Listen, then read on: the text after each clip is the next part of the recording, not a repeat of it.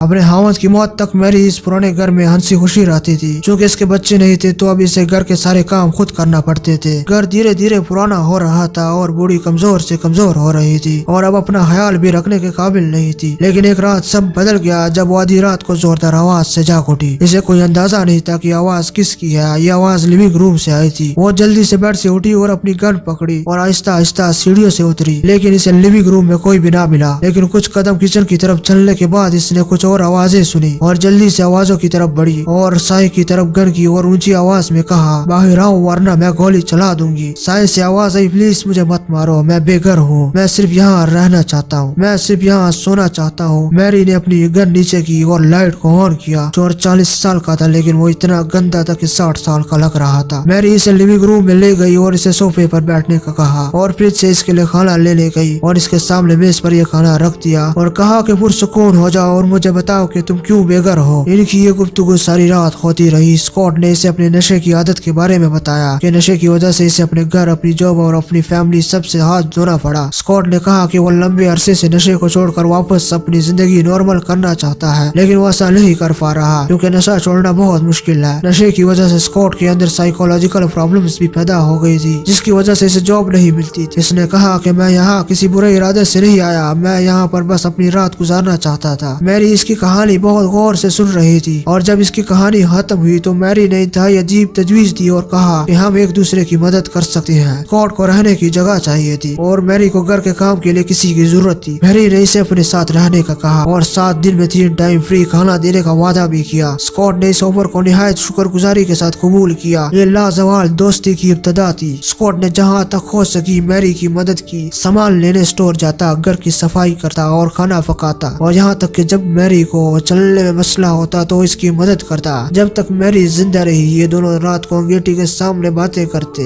Mary 1 साल बाद इस दुनिया से रुखसत हुई, जिस पर स्कॉट बहुत गमज़दा था। स्कॉट सारा दिन इस खाली घर को बहुत गम और दुख के साथ देखता रहता। ये सारा घर इसे इस खातून की याद दिलाता था। जब सारी दुनिया ने इसे छोड़ दिया था तो इसने इसे अपनाया। स्कॉट बहुत गमगीन था, लेकिन मैरी का ये जुमला कि स्कॉट अब तुम मेरे पास हो, जब इसके जहन में आता तो इसके चेहरे पर स्माइल ला जाती थी। इसने बहुत हिम्मत करके वो रूम खोलने का फैसला किया जो इसने 1 महीने से मैरी की मौत के बाद नहीं खोला। ये मैरी का बेडरूम था जो स्कॉट को इसकी मौत की याद दिलाता था। स्कॉट ने टेबल पर एक लेटर और एक इम्पोर्टेंट डॉक्यूमेंट देखी, लेकिन स्कॉट ने पहले इस लेटर को उठाया जो निहायत खुश असलूबी से कदीम स्टाइल की हैंडराइटिंग में लिखा गया था, जो डियर स्कॉट से शुरू हो रहा था। स्कॉट ने आंखों में आंसू लिए इसे पढ़ना शुरू किया। मैंने तुम्हारे साथ पिछला साल बहुत इंजॉय किया, काश के हम दोनों हमेशा इकट्ठे रह सकते, लेकिन मेरा जिस्म अब शायद इसकी मजीद इजाजत न दे। मुझे यकीन है कि तुमने भी ये वक्त बहुत एंजॉय किया होगा। तुम्हें अपने ऊपर प्राउड होना चाहिए, तुम एक अच्छे इंसान हो, लेकिन तुम इसे नहीं मानते। अपने दिमाग से इस ख्याल को निकाल दो। मेरी फिक्र मत करो, मैंने एक अच्छी जिंदगी गुजारी और उम्मीद करती हूँ कि तुम भी गुजारो, इसलिए मैं अपनी आखिरी मिल्कियत तुम्हारे लिए छोड़कर जा रही हूँ ताकि तुम एक अच्छी जिंदगी गुजारो। ये घर और जो कुछ इसमें है ये सब तुम्हारा है। मुझे पता है ये सब तुम्हारे लिए काफी नहीं, लेकिन मुझे उम्मीद है कि इससे तुम्हें काफी फायदा होगा। ये मेरी आखिरी निशानी है, तुम्हारी बेस्ट फ्रेंड मैरी। जहाँ जहाँ स्कॉट की आंखों से आंसू गिरे थे वहाँ लेटर की ईंक धुंधला गई थी। स्कॉट ने इस लेटर को कई और दफा भी पढ़ा, यहाँ तक कि वो इसमें पूरा खो गया था। स्कॉट ने वो अहम दिखने वाली डॉक्यूमेंट उठाई और इसमें लिखा था कि मैरी की चाहत से मेरी सारी मिल्कियत अब स्कॉट की है। ये सब कुछ स्कॉट की बेस्ट फ्रेंड को तो नहीं ला सकता था, लेकिन वो मैरी के लिए बहुत शुक्रगुजारी के जज्बात महसूस कर रहा था। यही वो घर था जिसने स्कॉट के अंदर खुद पर यकीन को दोबारा पैदा किया और जिंदगी में खुशियाँ हासिल की।